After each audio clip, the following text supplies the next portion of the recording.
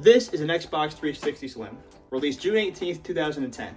And this is a 2011 ViewSonic display monitor that I found in my parents' storage room. Why introduce these two decade-and-a-half-old pieces of technology at the same time?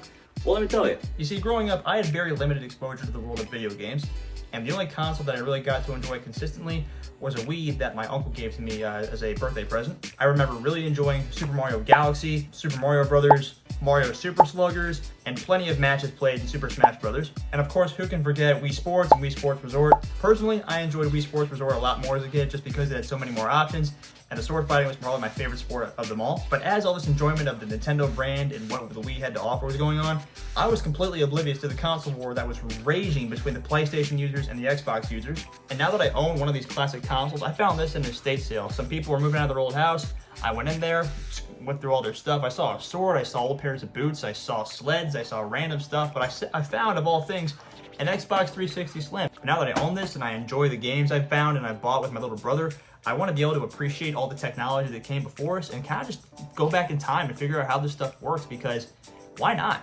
There's a lot of things throughout the 2010s that I wasn't aware of, and I wouldn't say I missed out because I was doing plenty of fun stuff. I was reading Harry Potter, I was reading Percy Jackson, I was enjoying the MCU, but one thing I never really got into was video games. And now that I am, I've really gotten into the Halo franchise specifically. I've made helmets, I've 3D printed props, and I've really enjoyed just kind of experiencing what that world has to offer. Not too soon after I bought this Xbox 360 Slim from that estate sale I mentioned, I went out to my local gaming store and I bought classic copies of both Halo 2 and Halo 3 instead of just resorting to playing them on the PC version of the Master Chief Collection. But now, as a squishy brain Gen Zer, I want to challenge myself to get an old piece of technology to work and function with another old piece of technology. I apologize if I'm offending any of my slightly older viewers calling this technology old, but I mean, who even knows what a VGA cable is? I didn't until researching for this video. Do I have a perfectly working AV connector and a Samsung flat screen TV out there that I can plug this thing into? Well, yes I do. But where's the fun in that? And how the heck am I supposed to waste a whole afternoon figuring out how some old technology works? And I'll say this much. Getting this thing to work and to work well has been a project for me. When I bought it, the only thing that was plugged into it was the 360 Connect, which I didn't even know what that was, and this AV connector. I had no way to actually power the thing on. I had to scour my hometown, look through Amazon, look through gaming stores and all that kind of stuff to find the right pieces to get this thing to work right. I hunted down this third-party AC power adapter for the 360. I've got it right here, and I could finally actually get this thing powered up so I could play it. Check this out. See, this is a 250 gigabyte original Xbox 360 internal hard drive. They don't make these anymore. I mean, they make third-party ones, but I didn't really trust those and how reliable they were and if they're actually going to ruin the internals of my console. I looked and looked in a lot of places, eventually had to go to the next town over to a random GameStop with some depraved figurines all over the place. But I asked the guy at the front desk, hey, do you guys have an original Xbox 360 internal hard drive? Goes into the back, grabs me this thing. I found it, and I felt so relieved in the moment because I had finally found something, an original piece of hardware for this console. But I got home, popped it in, and suddenly I had all this new storage space to have save files for all the games I had accumulated. But enough about my story of deep diving into classic technology. Let's get at actually seeing if I can get these two pieces to actually talk to each other. Now, the monitor uses something called a VGA cable, and if you're younger than me, then you might not know what that is. I know I didn't until I got this thing out of the storage room, poked around, see how it worked. But a VGA cable is this thing right here, and plugs into its port, and you actually tighten these two screws on the side. By the way, if you're older than me and you're watching this video, try not to cringe too much. I'm discovering this for the first time. I mean, I have faint memories of these when I was a kid, seeing these plugged into the back of my TVs back in the day, and that's when like we were still using like DirecTV instead of streaming services, that kind of thing. But all that aside, how do I get this to plug into one of these?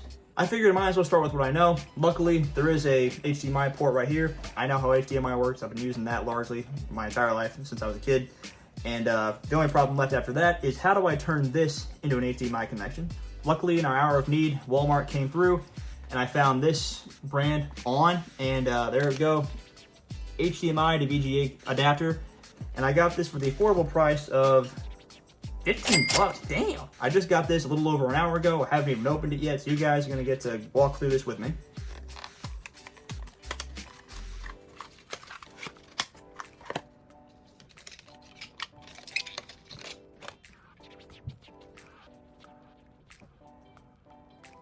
I'm thinking this thing might be used. It's got a couple scratches on that black box component there.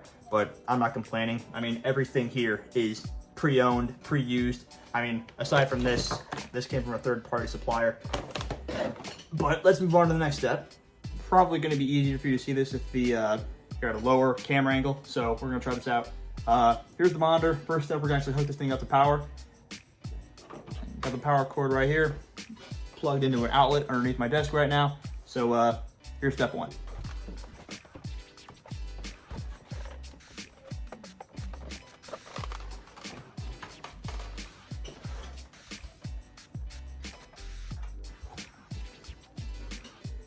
All right, now we'll get the actual console connected to the power.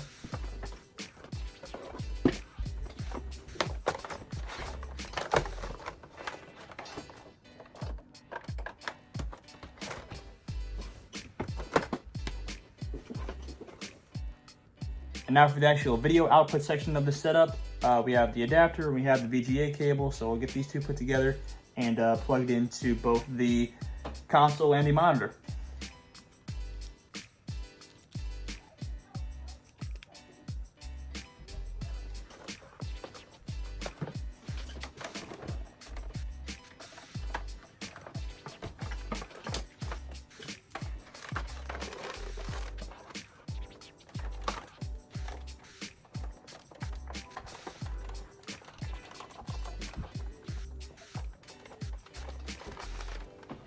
Okay, I'm running out of storage, but I've got both the monitor and the console plugged into the wall, and they're both plugged into each other. Pause. So I guess the only thing left to do is turn them both on and see if they can talk. So wish me luck.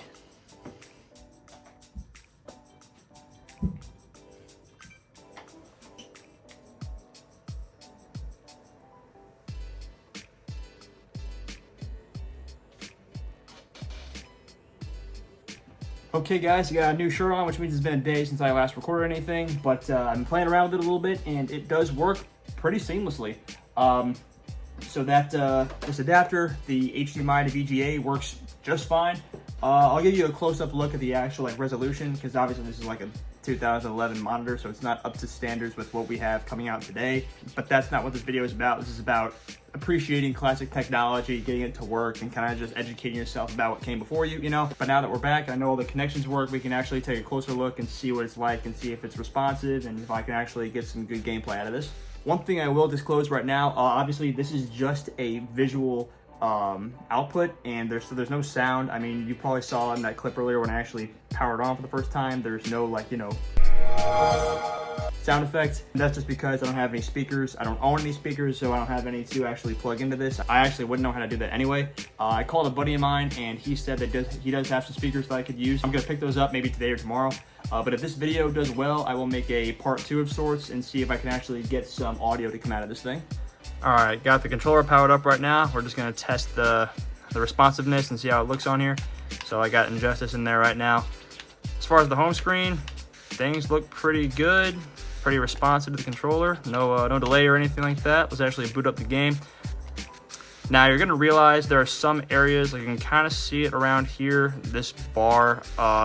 So the connection is using a VGA cable, which means that it transmits, what I'm looking at the research I have right now, analog video signals from a computer or graphics card to a monitor. Now what that means is it's not digital, right? So it's a much older way of transmitting the visual feedback. So your might have things like this. You can see it popping up. Now this doesn't look bad by any means. I mean, it's an older game, so you can give it more grace. But there are going to be some, I wouldn't call it a glitch, but there's going to be some interference, a little bit of buffering, I think, off and on.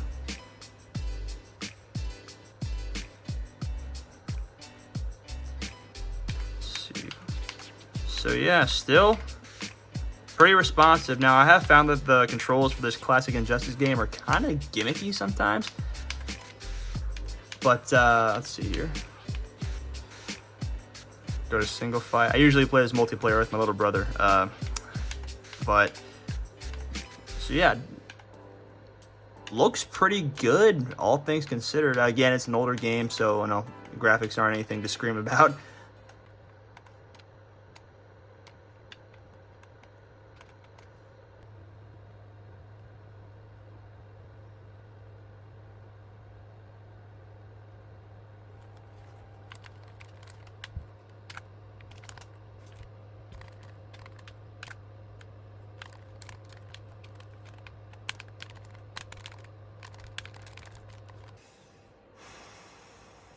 Well, for one, I'm pretty happy with the video performance of the monitor.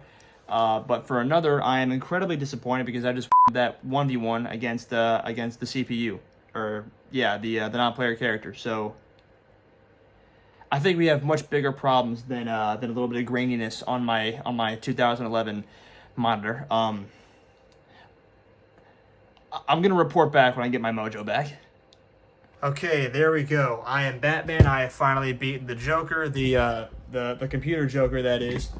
But all is well in the world. I can finally go on living and say that I beat the Clankers. As I said before, this is just a visuals test. There's no sound in that gameplay. I didn't take it out of the video or anything like that, just because I don't have any speakers, as I said previously. But all in all, this has been a pretty fun experience. Just educating myself, figuring out how this stuff works, how I can connect it. Because really, this is just been a salvage operation of getting an old piece of hardware that nobody wanted because it was in a basement in a closet when I found it.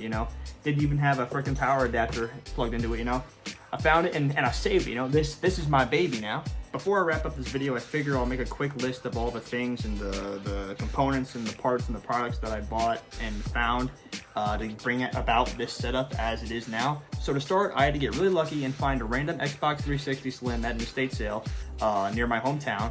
Then I had to find the specific power adapter that goes to said console.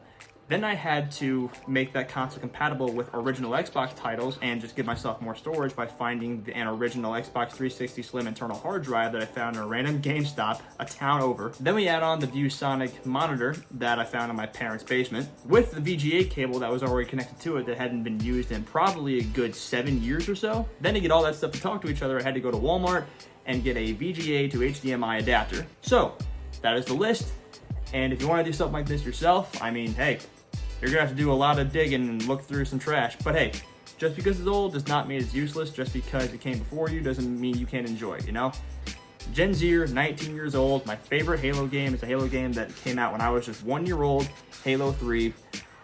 I'm a little bit behind the times enjoying it, but now it is one of my favorite games of all time. And I think that if more people appreciated some older stuff, I think this world would be a much happier place. I just realized that every time I said GameStop in this video, I actually meant Game Depot.